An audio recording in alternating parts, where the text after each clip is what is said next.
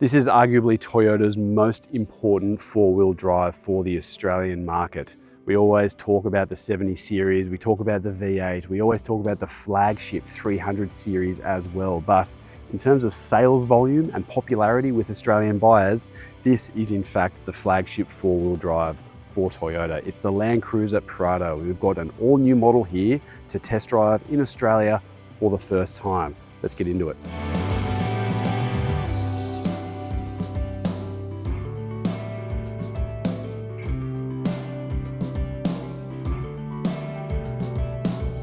Really interesting model change here for the LandCruiser Prado, because we went from a car that had not a lot of updates over the years to something that has really changed quite a bit. Obviously, in terms of looks, as you can see, we've gone back to the boxy shape. This is the Altitude model that we have here, and you can pick out a few things. So we do have the upgraded LED headlights here, and this model actually has the Toyota style grille on the front. So if you go for something like a Kakadu or a VX, you get a different style grille with the Toyota logo.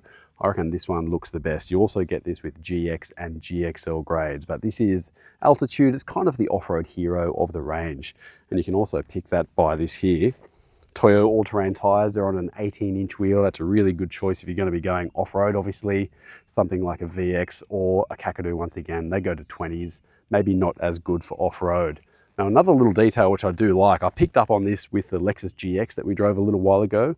Really square shaped side mirrors here that looks similar to a Toyota FJ Cruiser, but they've actually opted to narrow these down a little bit in terms of bush driving, which is a nice thing. You do get a little bit of wind noise, I've noticed with those, however. We've got side steps, we've got everything else as you would expect.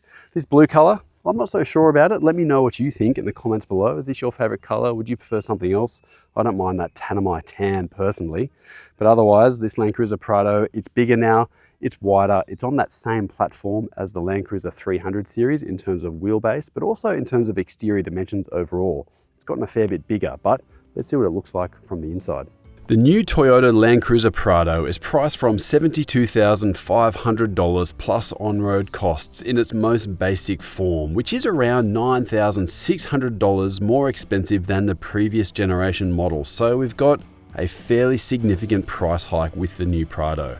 But it is marginally longer and wider, and it does have a high level of standard equipment. There are 5 models to choose from in the range. It starts with the GX and goes all the way up to a range-topping Prado Kakadu, which costs over 100 grand by the time you're on the road. It has a before on-road cost of $99,990. For those who want 7-seat capacity, you're going to be looking at GXL, VX, and Kakadu grades. GX and Altitude are 5-seaters only, and the latter of these, Altitude, also picks up a front sway bar disconnect and a locking rear differential, along with Toyo all-terrain tyres for increased off-road capability. What is shared across the range is a 2.8-litre turbocharged diesel engine, which is mostly carryover from the previous generation Prado. It's got the same outputs of 150 kilowatts and 500 newton meters. Now, there are some minor revisions to the intake and exhaust designs of this motor, but the most major change is definitely the introduction of a 48-volt starter generator system. Now, this is something that's sometimes referred to as a mild hybrid in other brands, but Toyota is steering very clear of such a term. They're calling it V-Active instead. And from my experience, this doesn't really offer any meaningful drive assistance for the engine. Instead, it's here to trim down fuel consumption and, more importantly, reduce emissions. This engine runs through a newly developed 8-speed automatic transmission with a lockable torsion center differential for full-time four-wheel drive and, of course, a low-range transfer case. Now, there are 27,000 examples of this new Prado arriving to Australia in the first 12 months, but 17,000 of these have already been accounted for insofar as orders placed. So if you're shopping around for your own four-wheel drive wagon, don't forget to check out what's available on Drive Marketplace. Now, an interesting point about this new Prado is the fact that it now shares a platform with the big brother 300 series LandCruiser. This hasn't happened before. This platform is called TNGA-F, and it sits underneath things like the Lexus LX, Lexus GX, as well as the Toyota Tundra, Toyota 4Runner, and Sequoia in the North American market. Historically, the Prado has shared more under the skin with something like a Hilux or a Fortuner. But thanks to this update, the LandCruiser Prado now has a braked towing capacity up to 3,500 kilos. Previously, it was only 3 tons. Now, before I jump inside, I do want to show you the boot of this Prado because it's a little bit different to the previous generation. The old one had a big old swing style door like this. This one opens differently. You've also got this feature, which I do really love. You got good access from inside there. It's just a really cool thing to have, I think. And also, you don't have the option of a spare wheel on the back anymore. This time it's all underslung, like it was optional later on in the years there. But let's open this up and have a look inside this Altitude, because there's an important detail which I think people need to be aware of with this vehicle. Now, as you can see here, we've got a 5-seat model with Altitude. GX is 5 seats as well, but others are 7 seats. And as you can see here, because we've got, now I'm not going to call it a hybrid system, I'm not even going to call it mild hybrid because Toyota doesn't really like that. We've got a 48 volt support system, let's call it. The battery is hiding under the floor here. As you can see, the actual floor level has been raised up to help accommodate that 48 volt electrical system. Now, the sad thing is it probably doesn't need to be that big for the Aussie market. This is built more around the 2.4 litre turbo hybrid that is available in other markets, but boot space is a bit limited. This interior of the new LandCruiser Prado is clearly a massive step up over the old generation that was really starting to feel its age there, and it's moved up in a lot of ways, but it's also held on to some important elements, I think. One thing I want to point out is the similarities between this and the more expensive Lexus GX 550. So you do have this big wide screen here. It's not as overtly massive as what you get in the Lexus, but you've got a big modern looking screen here. You've got a digital cluster in front of the driver. That does change between specification levels. But one thing I love about the Prado is that they've stuck with buttons and controls where you need them here. So we've got good old fashioned air conditioning controls. It's easy to understand what's going on. You've got a lot of your driveline controls down here, a little lever for low range. You've got an electric park brake these days, no more manual handbrake. And then your mode selects, drive controls, multi-terrain, all of the fun four-wheel drive stuff is here. So it's easy to reach while you're driving. That's all really good. We've got a wireless charging pad here, 2 cup holders, and then a center console. This one has a cool box here. We've got a couple of bottles of water, some phone charging cables there as well. But if you don't get the refrigerated one, that box actually gets a fair bit bigger, which is a good thing. Now this model here, in terms of seats, and all of the models actually, the GX is the only one that gets a cloth seat. Other specs get synthetic leather and leather with adjustment, mostly being electric. And the seats are comfortable, the driving position is good. We've got tilt and reach adjustment through the steering column, so there's no issues there. Now, let's have a look in the second row. Here's the second row of the new Prado, and as you would expect, this vehicle is fairly big overall, and we've got good amounts of legroom on offer. So I'm a little bit under 6 foot tall. I think it's a little bit over 2 meters in the new money, and I've got plenty of legroom here. That's my driving position up front. Headroom is not too bad. It's not massive at the same time either, but seating is comfortable. I've got plenty of rake here in the seat. I can kind of cush down in it a little bit, but one element which you might not realize for family buyers, I think, is the amount of visibility you have looking forward and sideways in this car. I really like it as an adult, but I know that kids would like it as well because you can kind of see what's going on a little bit. You feel a bit more included in the drive and that sort of thing. That'll be really appreciated. Another thing is air conditioning controls in this spec here. GX doesn't get it, but all other specs do get their own controls here for air conditioning. We've got vents up in the roof, which is really nice. We've got USB power outlets, we've got 12 volt, and we've got a pop-down armrest for cup holders there in the middle. Now, one thing I can't talk about at the moment is the third row because this Altitude spec doesn't have one fitted, but it's worth talking about because I'm going to find one in a little while and sit in the back and show you. But this seat doesn't slide forward like you get in a Ford Everest, which is an important detail if you want to use that third row more often. So we don't have one here at the moment, but I'm going to go find a car and sit in it and see what it's like. So stay tuned. Now, through the magic of television, I've teleported myself into the third row of a Prado. This is a Kakadu spec model, but I just wanted to show you the amount of space you've got on offer here overall. Now, like I said before, this second row seat doesn't slide forward to give you extra leg room, and this backrest doesn't really tilt much more than what you'd have it here at the moment. You could put it further forward, but I've set it in a spot where the second row occupant would be pretty comfortable, I think, and my knees are pretty hard up against the seat back here, so it's not the most comfortable place in the world, Listen, I wouldn't complain too much if I was in the back here. It's not too bad, but larger adults could complain, I think. And in terms of amenities, we've got USB-C power, we've got cup holders, we've got air vents as well. And visibility is pretty good. With a decent sized window, you can look forward a little bit. So for kids, it's not too bad. But I think just because you haven't got that sliding function in front here, it's just not as overly functional as you do get in other vehicles. All right, so I've shown you the third row from the inside, but I also want to show you here from the boot. Excuse the beeping, electric tailgate in this model. But as you can see here, with that third row set up, your amount of boot space is quite limited, I would say. Now that is because you've got this box here. It's a cause of consternation for a lot of people, I think. It's not where the battery actually lives. That's actually just a storage box that you can put stuff in. It is a little bit flimsy, and it is also removable. Why is it there? Because Toyota wanted to give you a flat floor. Let me just pop this down.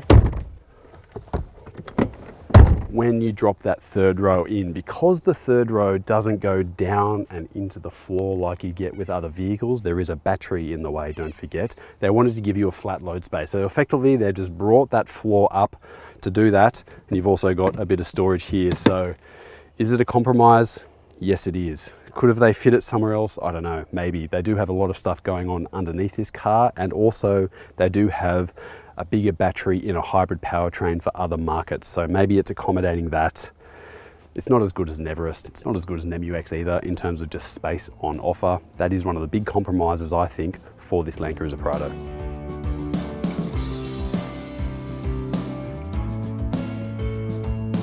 There was quite a few years there where this LandCruiser Prado did kind of feel like last night's dinner warmed up once again. There wasn't a huge amount of development going through the vehicle. Each model cycle, each generation was really hanging around in the market for a long time as well. And there was plenty of new competition coming through in the meantime. But it didn't really slow down the popularity of this vehicle, because it's been one of the best sellers in its segment and one of the best performers for Toyota as well. Overall, a really steadfast offering that did high volume. And this new model, well, it is an all new model, and there's some pretty interesting stuff going on under the sheet metal. There are some familiar elements as well.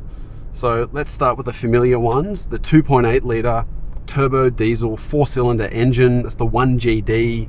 It turned up around 10 years ago. It had a lower state of tune at the time. It's up to 500 Newton meters these days. It can be had with 550 Newton meters in the Hilux GR Sport, so maybe we can expect that kind of thing in this car at some stage. But what we've got here is 150 kilowatts, 500 Newton meters. That goes through a 8-speed automatic gearbox. That's not the old 8-speed, by the way. This is a newly developed 8-speed for this Prado. And you've also got the V-Active system. Don't call it a mild hybrid, even though it is effectively a mild hybrid. It doesn't really provide much assistance to this Prado overall. It's there to effectively trim back fuel consumption and also lower emissions, CO2 emissions. And that's all around the whole new vehicle emissions scheme coming into Australia quite soon. This will effectively attract fines a little bit later in the future instead of straight away. That is an important thing overall. So we've got 2 extra gear ratios there. We've got a little bit of mild hybrid that doesn't really do much to the driving experience. And we do have a heavier vehicle overall. You're looking at a Prado that's around 200 kilos heavier than the outgoing model. So in terms of straight line performance, motivation, responsiveness, it's good. It's not bad. I think it's plenty enough for the application, but it's definitely not the best in the segment. It doesn't move the game forward in any sort of dramatic way. Obviously, you've still got something like a Ford Everest with the diesel V6. That is the best performer in terms of straight line performance. It's got a 10-speed automatic gearbox, and it's also got a different 4-wheel drive system as well. This LandCruiser Prado has stuck with the good old-fashioned mechanical center differential. It's a Torsen center diff. It's also lockable. That is a great thing to have for a 4-wheel drive. And then in some specs, you've got a locking rear diff or a Torsen, depending on where you end up. But some of the big news for this Prado is the shared platform with the 300 series LandCruiser, and that is a big deal because over all of those years, the Prado had its own platform that it was a little bit more Hilux derived. It was on that side of things. It wasn't the big daddy Prado that we all know. it wasn't the same as what you got in a 300 series, but now this has adopted the same platform as 300 series, Lexus LX, Lexus GX, Toyota Tundra, Toyota Tacoma. There's a whole lot of vehicles that have adopted this platform, and this new Prado is one of them. We've actually got the same wheelbase as our LandCruiser 300 series. We've got those shock absorbers now mounted on the outboard of the chassis rails like a 300 series, and we've got a lot more torsional stiffness and rigidity in the chassis and also in the body. And to compare it to the old 150 series Prado, we've got a car that is much more well-rounded overall. The old Prado was a really softly sprung, really comfortable riding kind of vehicle, but it wallowed around a little bit. It felt a bit dated in that regard. This has really taken a lot of that softness out of the equation, but it hasn't gone too far either, I think. The ride quality on these roads that we've been on is pretty good overall. It's especially good on fast dirt. Little dirt tracks like this one, handling big bumps and that sort of thing. There's definitely a little bit more stiffness there through the smaller little vibrations, but I think it's okay. And another thing, of course, is this electric power steering system. It is a big change for the Prados. The first time that Toyota have put electric power steering into a LandCruiser vehicle, a four-wheel drive vehicle. So that's a big deal, and it has changed things quite a bit. If you jumped out of a current Toyota Hilux and got into this, you'd think that the steering wheel wasn't connected because it's so light. But once you're moving, it provides a bit of resistance. There's a bit of feel there. You can see what's going on, but it does just increase the levels of refinement in this car quite a bit. Now, in terms of off-road capability, the old Prado was a bit of a favorite of mine overall. It was much better than the old Ford Everest, and I think there were still some big advantages of the old Prado compared to the current Ford Everest as well, just in terms of that old school suspension, the softness, the wallowiness of it. It meant that the thing articulated quite well. It had a good off-road traction control system, and it just performed really well off-road. This is the same, but it's just cranked up that little bit more. This thing feels stable, it feels confident. We've done a bit of forward driving on this trip, but nothing that has really challenged or stressed out the Prado in any way. I think the big thing to take away with this vehicle in terms of off-road performance is the increase in technology for the driver and how convenient it all is. So you've got your drive mode buttons here, you've got all the ways that you can select different modes for on-road and off-road performance. You've got DAC, which is downhill assist, but also crawl function. So you can turn that on and the car literally takes over all of your throttle inputs, and it makes things really easy, a real point and shoot affair. There's good articulation available. The tires seem to be pretty good. This thing will do more than likely everything that you want of it in terms of an off-road experience, but it also feels quite confident and comfortable at the same time. So I've got to give it a big thumbs up in that regard. So overall, while this powertrain definitely isn't a massive step forward in any way, I think it's a solid pass mark. It is pretty good, and we've been averaging around 10.5 litres per 100 Ks on this drive. We've done a little bit of off-roading, but we've also done a lot of long distance highway driving as well. So we'll see how that goes on a more balanced fuel consumption test in the future. So the powertrain, it's pretty good. It's maybe not the best in the segment, but I think the levels of refinement and quality through the driving experience of the car is quite good. It's brought it right up to the levels that you get with something like a Ford Everest, which is in itself an excellent vehicle as well. So I think buyers will be really sweating over which is the choice between the two. It might come down to price, it might come down to preference of badge, might come down to preference of powertrain as well. But you've now got two really good options in this area, which I think will please a lot of Australians. But if you've got your eyes set on this Prado, I do like it from a four-wheel driver's point of view. You've got 110 litres of fuel across two tanks there. You do have AdBlue these days. It's another complication to keep in mind, I suppose, for remote area travel, but the future is now. That's just how it is. And the biggest issue, I think, for me is what I spoke about earlier with the packaging of the cabin in terms of that battery there. So that's something you'll have to just deal with, I suppose. Put up with would be a better way to say it. It's just not packaged as well as other vehicles that have to handle two fuel tanks, an AdBlue tank, a 48-volt battery system as well. And it would have been great if Toyota could have perhaps trimmed down the body for this Australian delivered model, because there's probably a bit of spare space wasted in the back there. But it is what it is, as they say, and this vehicle, as excellent as it is, just has that one big thing against it, I think. Now let's talk about ride quality here. We've got a 4-link rear suspension, we've got that new chassis with all of that increased rigidity, and we've also got independent front suspension like the car always has. Now in terms of refinement and noise, this powertrain is quiet. I think they've managed to dull it down a little bit more compared to the old Prado. I'm getting a little bit of wind noise from these mirrors here. They're quite a boxy shaped mirror, maybe not the most aerodynamic thing getting around, but road noise is pretty good overall. Powertrain noise is great, and the ride quality is good.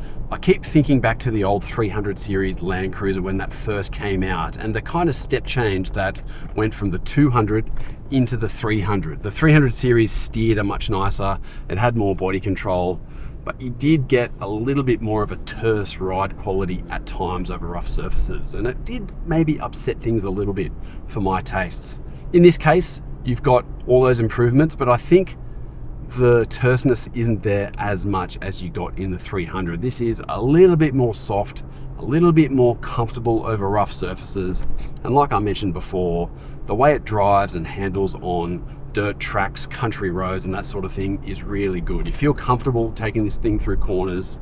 It just feels really nicely dialed for this kind of driving we're doing at the moment. We haven't been able to put it through the suburbs and that sort of thing. That will come in the future, but I think if you're buying this car, you're aspiring to do this kind of driving that we're doing at the moment, and it is performing really well for that intended purpose. So, all in all, we've got a powertrain that is good, it's solid, but it's not a massive step forward. I think for this car, for me, the big step forward is the technology in terms of driver assistance, not getting in the way of regular driving. That's one thing that I do love, but also the off-road capability assistance as well. This thing is really nicely dialed through all of these modes and functions you have down here, and the off-road traction control system, typical of Toyota, is excellent. That is one massive advantage that you have in this car over an Everest. And also, I think a big plus for me is just the level of refinement and quality through the driving experience. This does feel quite excellent in that regard. If you've been hanging on to your 150 series Prado for a long time, not sure whether you should upgrade, listen, you won't be disappointed with the driving experience. You might be a little bit shocked by the price, I suppose, and the packaging issues with that battery might leave a bit of a sour taste in your mouth, but if you can get past those, I think you'll be really in love with this new Prado.